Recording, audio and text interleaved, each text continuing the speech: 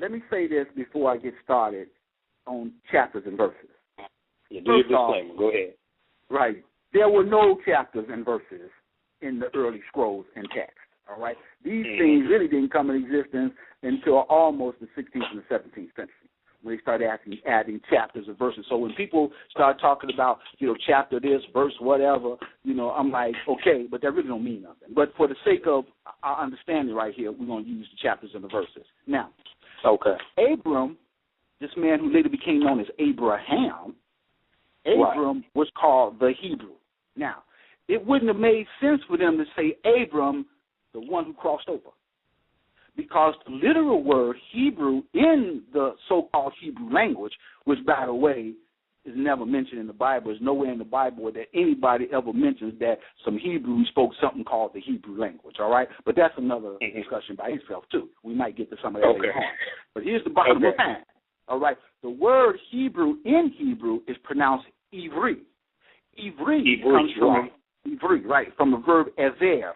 Ever means to cross over, as in to cross the street, pass by a window, stuff like that. Well, that's because Abram is supposed to, and I repeat, supposed to, have come from a place called Ur in Chaldea, right, or Chaldea. Right. And his journey from Ur took him across the Euphrates River for him to journey into the land of Canaan. And hence the people who lived in Canaan referred to him as Abram, the guy who crossed over, that is, crossed over the river. So now let's clarify that what we're talking about here is an action, not the name of a people. There are no people born out some womb called the Hebrews. Anybody who is considered a Hebrew is a descendant of the one who crossed over. All right? So there are many people. Say that again. Anybody who is considered a Hebrew is a descendant of the one who crossed over. All right? So they're descendants of Abraham according to their religion. The one who crossed over. Now, let's keep in mind that this individual that we're talking about, that is described in this book that is called Genesis, which is not its real name. What was his real name? The book's real name? The book's real name was Bereshit. That's what I mean. The book that they call Genesis, that wasn't his real name. The truth of the matter is that this is a verb that states a particular action. It was never meant to be the name of a group of people. Right? So that's really important. So it's a verb, not a noun. Not a noun. Again, this book that is called Genesis is not a reflection of an historical event. It is not history. Okay, nothing in Genesis is history. Right, it's not history. It is, for example, if you study it properly, even if you go into the creation story, you can see that there are two different creation stories. Exactly, I point that out to people. There's two different creation stories. Because there's two different scrolls that were combined together. But here's the problem. In Christianity, who starts at the first chapter in the first verse of the book of the Bible? Nobody. Right. They're not looking at that because, as they like to say, that's the old covenant. I don't know what old covenant they're talking about, but that's one of those theological terms that they throw up at people. So I think that's real important to understand, as we go forward here, that there were really no people technically called the Hebrews. Even when the Hebrew Israelites say that we Hebrew Israelites, some of them don't even know what that means. That particular event that they are describing did not happen. And I know people be like, what? And I'm telling them, and I'm telling your audience right now, it did not happen. There is absolutely no information supporting the fact of the children of Israel coming out of Egypt outside of what you see in the book of Exodus. And when people challenge me on that, I tell them you can study Kemetic history far and wide. Right. And you can go there and look on the monuments and you can find it nowhere. Where did this myth come from about the children of Israel leaving Egypt, leaving the evil Pharaoh? Okay, and where did this myth come from? Who created it, and what was the purpose of this? Right. That's a good question. Now, that takes us to biblical composition, because now we got to ask the question, well, when were these books written? And who wrote them? Right. That's what we have to look at, because they're written over hundreds of years. So what happens is that in the year 100 of the Common Era, understand this. Okay. Ancient Egypt, as we know it, is long gone. Right. Long gone. Mm-hmm. In the year 100 of the Common Era, a group of men get together at a place called Yavne. This is in Palestine. How do you spell that? Together. Yavneh. Y-A-V as in Victor? V as in Victor, Neh. A lot of times it'll be written with a J, all right, instead of a Y, but it's probably a Y. Mm-hmm. A bunch of men got together and sat down, and they put together what became known as the essentially Palestinian version of the history of ancient Israel. These men who wrote this were rabbis. Now, in the ancient world of the Bible, particularly if we're talking about the early time of Moses and so forth, there were no rabbis. Right. In the ancient world, if we look at history, there were no rabbis. There were no rabbis.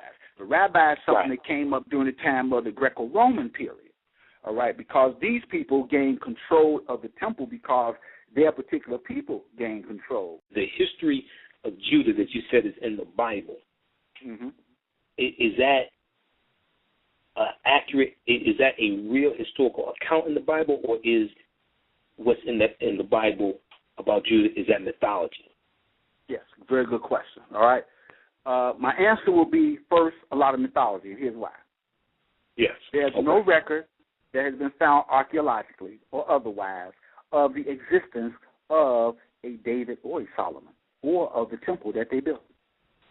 Right, exactly. That's true. Yep. You know, there's been archaeologists been looking forever. They ain't found nothing. Now, there may be some people in your audience who might be familiar with the House of David inscription, all right? The House of David inscription is not the same thing as David. You see what I'm saying? Right. You know, and his name wasn't David either. His name wasn't David either. So if it said David, then you know that's not correct. Just like if it said Jesus. And here's the problem with that. Now, let me show you, just as a person who knows the Hebrew language, right, to show you what they call the Hebrew language, to give you an understanding. The word, the name Dawid or Dawood could mean one of two things. Right. It could mean, when you see it written out, uncle. It doesn't have to be a proper name. Okay. Because it's the same letters that describe the word Dawid are also used for the name uncle. All right. Now, Solomon, we have no record of. There are legends about Solomon. Of course, we know about that from the Kebra Najast and the story about the so-called Queen of Sheba visiting him and so forth and so on, right? But another person. That's a title, Queen of Sheba. That wasn't a name. That was a title. That wasn't a name. Right. You know, we can get in that, but we ain't talking about that right now. All right. So, right. I'm not going down that road. Okay. Right. Because that'll take us someplace else into some other history. But the bottom line is, we have no record of this individual. Well, number one, King James did not write the Bible. He did not write his version of the Bible. He couldn't even read. Right. King James couldn't write, and King James couldn't read. When you read Genesis, it talks about they were forbidden to eat from the tree of knowledge. Okay. Yeah. And they were forbidden to eat from the tree of knowledge because if they ate the fruit of the tree of knowledge, they would gain knowledge that would liken them to a god. Yes. Okay. And see, that's a powerful idea, because we fail to realize that in the ancient world, it wasn't, this is why we see all the metaphors and the anthropomorphisms, these images of men and, of God having men features. When we see that all these representatives of God, they always come as men. Mm-hmm. Because... You're talking about in Christianity? You're talking about in Christianity? Right, because it was impossible to imagine the idea of God in any other form but your own. But check this out now. Let me take you on another level here. Okay. This is what the Greeks thought about it too. Because this all is what of the the Greeks gods talk about also. were images of humans. Right. Like Zeus. Always human. Yeah, yeah. All of them, you know, and of course, and all of them, they were cutting each other's throats. They were killing each other. It was infanticide, fratricide, and matricide going on. Now, for everybody listening who may not be familiar with you, tell the audience which languages you speak and read. Well, I know Hebrew, both ancient and modern. Okay. Arabic. I know Medu Neter, which is ancient Egyptian, Coptic. I know what the Greeks call hieroglyphics. Right. Okay. I know Sumerian and Akkadian, which are the ancient languages of Babylon. Okay. And you know, and I fiddle around a lot with somewhat with like Himyaritic, and Sabaean, which are the languages of ancient Arabia and stuff like that. So you know, also Greek. Greek, exactly. Right. Greek. So when I'm speaking about these things, I'm talking about them also because not only have I read the scholarship around them, which I love to do, but I've also taken some serious time to actually read this material in its original and also translate it from its original, which oftentimes, you know, when you get the translation from the original, unless you know the language, you can't go back and retranslate to see where even they made a mistake for various reasons that they would do that. And there are different versions. For example, there are different versions of the Hebrew Old Testament that we're unfamiliar with. There are literally hundreds of thousands of versions of books of the New Testament. I mean, in fact, as I like to tell people, we don't have the original copy of the original copy of the copy of the original copies of the original copies of the copies of the original copies of the text that existed. Now, were some books of Flavius Josephus, were they proven to be frauds or something like that? Some books that were attributed to his authorship? Yeah, well, there are later on in Josephus one of the forgeries, the big forgery, because this is the one that everybody wants to really put their finger on and say, aha. See, we proved that Jesus was really existed. Is where he talks about this man named Chrestus. Chrestus, Crestus. Okay. Now, here's the fundamental problem that messes it up. One, it is well known that is a forgery that was put in there during the later Christian period. All right. Okay. Now, what's the name of that book that was a forgery? What's the name of that book? I forget exactly which section of Josephus is in that it's in. Okay. But it's in the earlier parts of his book where he's talking about the history that's happening in Rome. Now, the problem with that is that this Chrestus individual that he's talking about is not the same thing as Christ. You see, in Greek, Christo means to anoint, that is, to pour oil upon. Chrestus means good. Mm-hmm. It means good. Right. So they're still not talking about Jesus. They never say Jesus. You see what I'm saying? Or Yeshua, which was his name, because it would have been Jesus at that time. Yeah. Right. Plus, even Josephus quotes and talks about several different Messiah types that existed at that time in the history, because he lived when all of them was around. Right, that's something people don't want to talk about. And there were several people with the name Yeshua who Jesus the Christ was based upon. There's a combination of people named Yeshua, like Yeshua ben Endira. Right, Brother Mike. It's like, imagine that you the only Mike on earth.